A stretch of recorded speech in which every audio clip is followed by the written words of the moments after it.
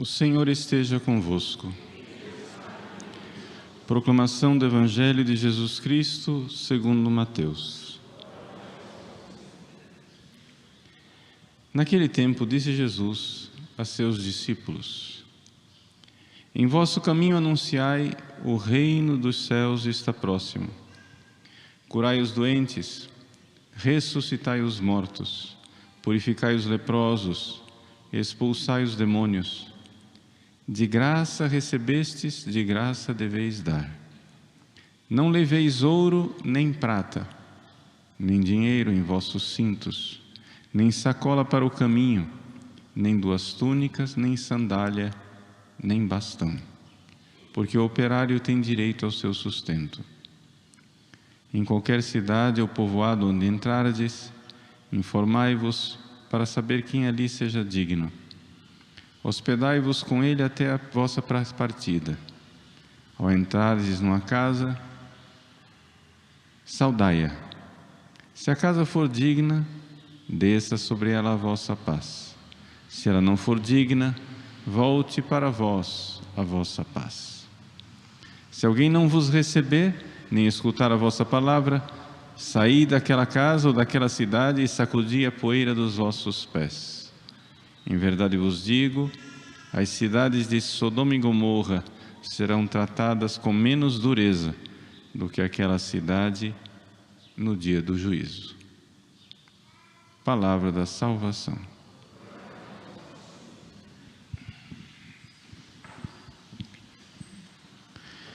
Meus queridos irmãos e irmãs, celebramos a missa votiva de Nosso Senhor Jesus Cristo, sumo e eterno sacerdote. Todas as quintas-feiras é sempre o dia de nós rezarmos pela santificação dos sacerdotes.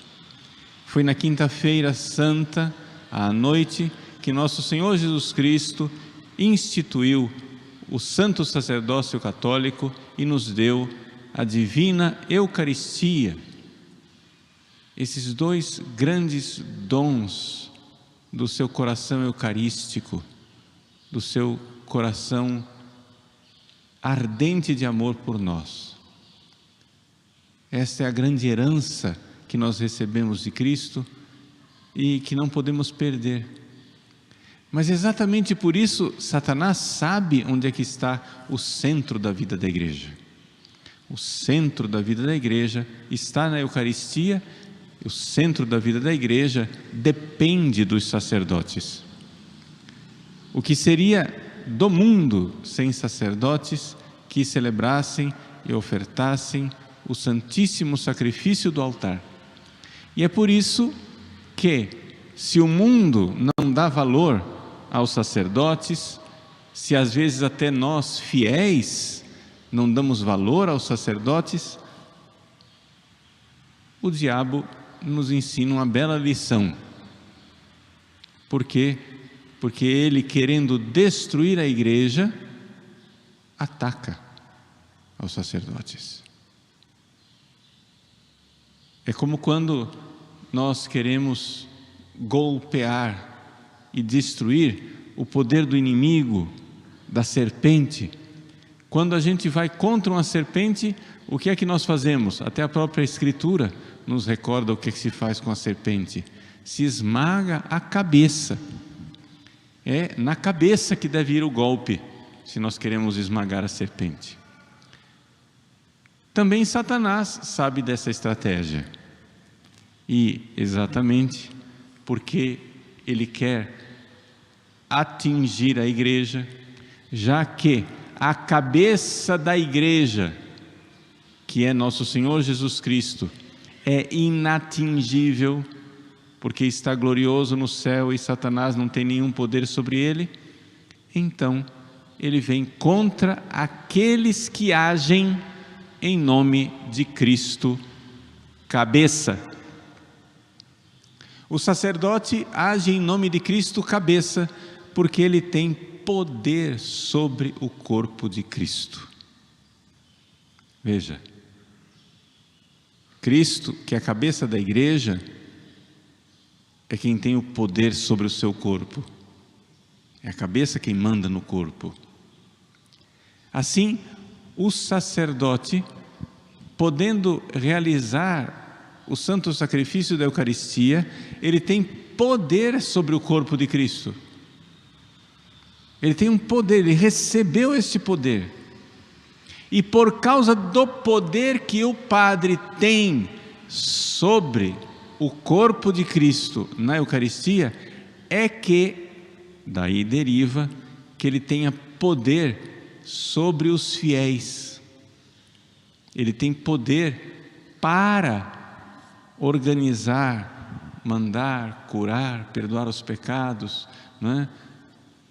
Impor obediência aos fiéis membros do corpo de Cristo, porque o Padre tem poder sobre o corpo de Cristo. É claro que não é um poder absoluto, é evidente. O sacerdote não pode tudo, ele pode tudo em nome de Cristo, aquilo que Cristo faria. Nós não devemos obedecer aos sacerdotes que abusam do poder, ou seja, que querem usar do poder que vem de Cristo contra Cristo, querem usar do poder que vem de Cristo contra a igreja. O poder do Padre não é um poder para destruir a igreja. Se um sacerdote quisesse impor aos fiéis uma obediência em que claramente nesta obediência a igreja fosse dilapidada, fosse destruída, fosse dilacerada, é evidente que os fiéis não somente não devem, não podem obedecer. O fiel não pode, seria pecado obedecer a um padre que manda uma coisa que destrói a igreja. Não é somente que, eu não quero obedecer por fraqueza minha, mas eu deveria obedecer. Não, você não pode obedecer. Quando um sacerdote abusa do poder, os fiéis não podem obedecer. Por quê? Porque essa é a estratégia de Satanás. Satanás, querendo atingir toda a igreja, atinge aquele que age em nome da cabeça, que é o sacerdote. Então os sacerdotes são tentados, os sacerdotes são provados pelas tentações do inimigo. Se nós formos olhar na história da igreja, praticamente todas as heresias, todos os cismas, todas as grandes confusões na igreja foram causadas por sacerdotes, seja sacerdotes simples presbíteros, seja sacerdotes bispos. É importante lembrar que quando a igreja fala de sacerdotes, nós estamos falando de bispos e padres. Quando a gente diz sacerdote, o pessoal geralmente pensa só em padre. Não, mas o bispo é sacerdote. Essa palavra sacerdote inclui 2 graus da ordem: o grau do episcopado e o grau do presbiterato. Os diáconos não são sacerdotes.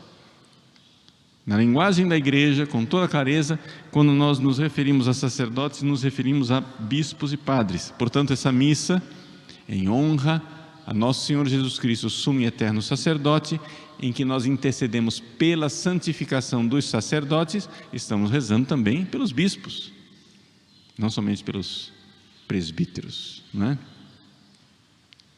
Não somente os padres, mas também os bispos são sacerdotes. Pois bem, então vamos pedir, rezar, implorar. É uma grande batalha. É uma grande batalha porque os pobres sacerdotes, na sua generosidade, se colocaram à disposição de Deus como instrumentos de Cristo. O sacerdote é instrumento de Cristo. Ele não é, digamos assim, o artista, ele é o pincel. Ele não é o autor do livro, ele é a caneta. Ele não é aquele que faz, é aquele que coopera, é um instrumento. Ministro é isso, o sacerdote é isso, é instrumento do Cristo cabeça. Satanás, não podendo atingir o Cristo cabeça, atinge aquele que é instrumento do Cristo cabeça e vem contra os sacerdotes. Para mim é fonte de grande consolação saber que durante todo o meu dia, durante a minha vida, eu tenho sempre a possibilidade de contar com a graça alcançada pelos fiéis que rezam pelos sacerdotes. Eu confio muito na oração de vocês. Eu confio muito nos sacrifícios que vocês fazem. E invoco e peço aos santos anjos da guarda de todos vocês, ao anjo da guarda do meu sacerdócio, ao meu anjo da guarda pessoal, que auxilie nessa luta contra os poderes das trevas. E que, se por acaso, por fraqueza, algum de nós nessa batalha termina caindo, que nós sejamos imediatamente levantados pela graça, pelo nosso anjo da guarda, que nós não desanimemos. É uma grande alegria ser católico. É uma grande alegria ter estes instrumentos divinos e maravilhosos que são os sacerdotes ordenados. Sem os sacerdotes não haveria Eucaristia. Todo o bem que a Igreja tem, todo o bem que a Igreja administra e possui, está na Eucaristia. E se Satanás miseravelmente conseguisse, não conseguirá, mas se ele conseguisse eliminar os sacerdotes fiéis da face da terra, se extinguiria a Eucaristia e se extinguiria a Igreja. Mas Nosso Senhor prometeu: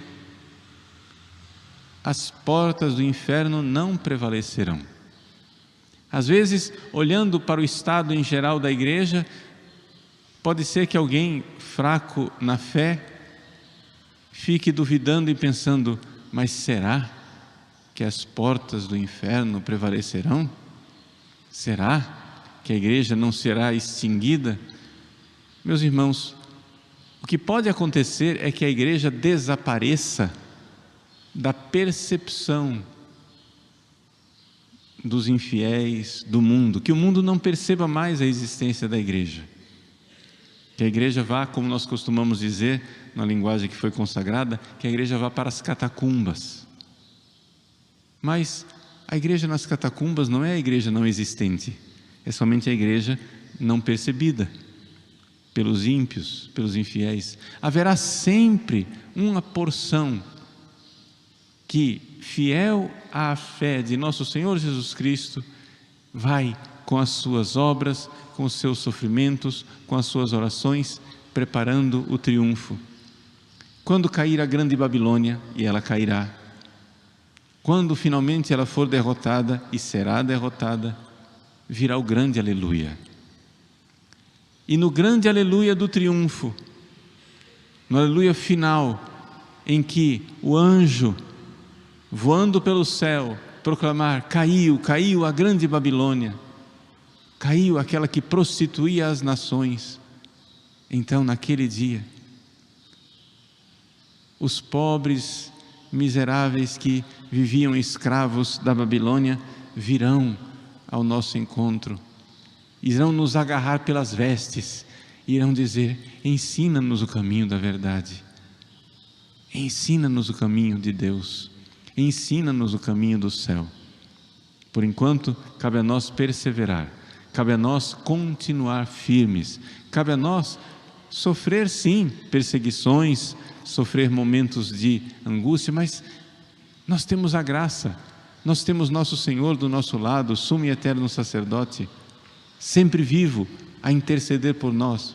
Nós temos Nossa Senhora, aquela mulher vestida de sol, que vem contra o dragão e que batalha com o restante dos seus filhos. aquela cuja profecia previu: a descendência esmagará a cabeça da serpente. Sejamos humildes, como humildes calcanhares de Nossa Senhora. Sirvamos a Deus, perseveremos, rezemos pelos nossos padres. A nossa paróquia iniciou, no último dia de Corpus Christi, a tradição de, na quinta-feira à noite, rezarmos pelos nossos sacerdotes. Então, mais uma vez, hoje, quinta-feira, às 20h30, né?